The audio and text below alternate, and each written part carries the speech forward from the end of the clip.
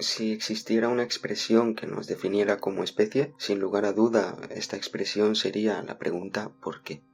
En realidad esta pregunta es una de nuestras mayores creaciones a nivel especie. Es la fuente de la que emanan todos nuestros logros, todos nuestros avances y conocimientos. Y quién sabe si también es la fuente de la que emanan todos nuestros males, ya que es obvio que esta pregunta lleva asociada en sí a la angustia más existencial y profunda que existe. Pero más allá de disquisiciones filosóficas, resulta curioso que un concepto tan simple y abstracto como una pregunta y la necesidad de responderla haya llegado a configurar el sentimiento y el devenir de toda una especie.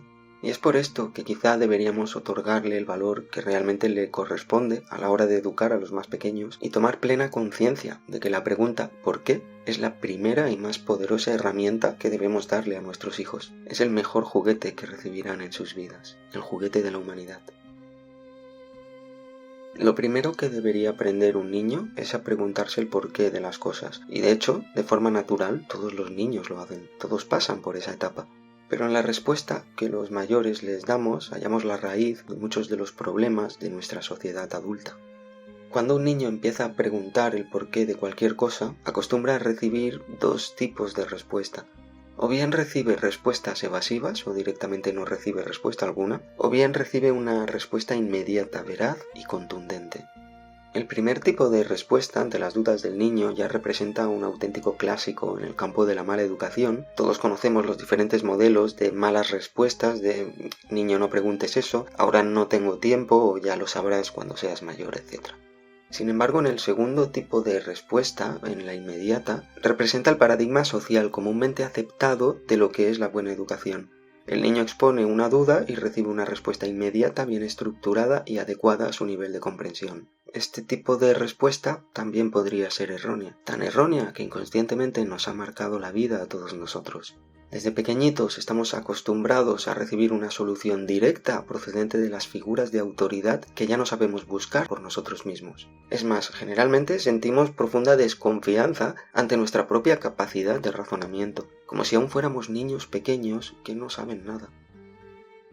Muchas veces cuando intentamos razonar el porqué de las cosas siguiendo nuestros propios criterios, nos sentimos inundados por un sentimiento de inferioridad o casi de culpa, ya que pensamos, ¿qué sabré yo? O yo no tengo la formación suficiente. Y sin darnos más tiempo a pensar, buscamos por internet la opinión de un experto al cual cederle el monopolio de la veracidad, como si razonar o intentar deducir algo por uno mismo fuera un pecado.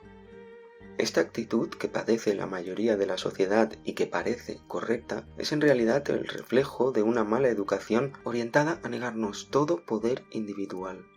Y es que la clave aquí radica en quién es el protagonista del proceso de aprendizaje. ¿Quién es el actor principal?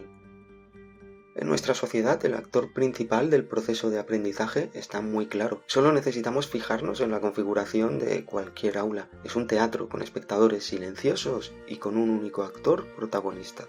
Y es que la realidad es así. En un aula cualquiera tenemos un nutrido grupo de espectadores, que son los alumnos, los cuales se encuentran sentados e inmovilizados en sus pupitres, que actuando como receptores pasivos y obedientes reciben las instrucciones de la única persona en la sala con libertad de expresión y movimiento, que representa a la autoridad y la que resulta ser la única estrella de la función, el maestro. Y esta es la triste verdad del sistema educativo. Desde bien pequeños nos roban el protagonismo en el acto de aprender, hecho que se materializa físicamente en la concepción de las aulas. ¿Alguien se ha parado a pensar en las devastadoras consecuencias a nivel psicológico que ha tenido para cada uno de nosotros el pasarnos tantas horas y horas de nuestra infancia callados e inmovilizados, escuchando obedientemente los dictados de un adulto al que en la mayoría de los casos apenas conocíamos de nada? Y es que es precisamente en nuestra infancia cuando rebosamos de energía y curiosidad, cuando más necesitamos movernos y explorar nuestro entorno con el fin de aprenderlo y de comprendernos a nosotros mismos. Y de hecho, en la niñez o en la juventud, esa es una energía sobrante que nos ha otorgado la naturaleza precisamente para cumplir esta función. Y de este modo, ¿qué efectos puede tener esto en la formación de una persona? ¿Qué huellas deja en su mente? ¿Qué visión del propio encaje de uno mismo en el mundo le provoca? Las consecuencias de esto son claras y las vemos a nuestro alrededor. Cuando nos hacemos mayores prácticamente no reconocemos nuestra propia voz interior al razonar, ya que apenas hemos aprendido a escuchar y desconfiamos de ella. Solo hemos escuchado los dictados, lecciones y respuestas categóricas de los únicos poseedores de la verdad en el mundo, la autoridad en cualquiera de sus acepciones. ¿Y qué es lo primero que hacemos cuando no sabemos una cosa, cuando nos preguntamos el porqué de algo? Buscar la voz de esa figura de autoridad desesperadamente, donde sea, buscar esa voz del maestro, del que nos han dicho que sabe, sin tan solo llegar a escucharnos a nosotros mismos antes, sin tan solo darnos la oportunidad de buscar nuestro propio razonamiento. El dominio de todas las religiones y doctrinas ideológicas sobre cada individuo se basa precisamente en esto. Se basa en la forma en la que nos responden de pequeños a la pregunta ¿por qué? Las consecuencias de estos modelos educativos los vemos a nuestro alrededor constantemente, incluso en las personas consideradas más cultas y formadas. Y de hecho, todos tendemos a hacerlo de una u otra forma. Si escuchamos algo que nos parece interesante, veraz o que nos invita a pensar, lo primero que hace la gran parte de la población es buscar el currículum del autor para sentirnos seguros de que esos razonamientos proceden de alguien con la autoridad suficiente como para que podamos creerle. Por lo visto, una verdad es menos verdad si procede de un indocumentado que si procede de un profesor universitario. Y de la misma manera, una verdad es menos verdad si procede del razonamiento de un solo individuo que si tiene el respaldo de una institución o bibliografía.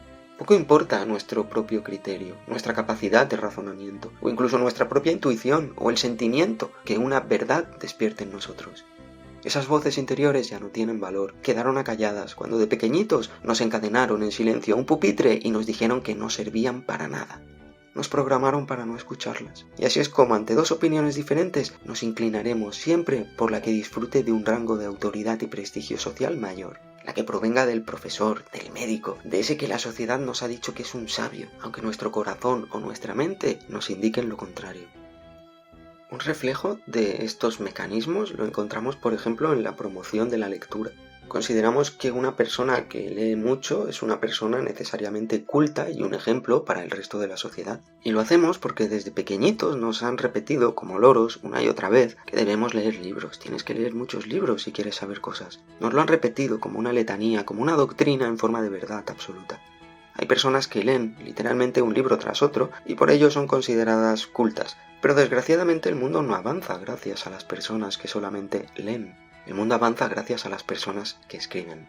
Dicho en otras palabras, el mundo ha avanzado porque ha habido personas que han pensado y han actuado por sí mismas y que han creado con sus propias manos y con su propia mente, que se dan un tiempo para escribir su propia visión de la realidad en lugar de emplearlo todo en leer la visión de la realidad de otros y en buscar bibliografías con las que tratar de legitimar su criterio.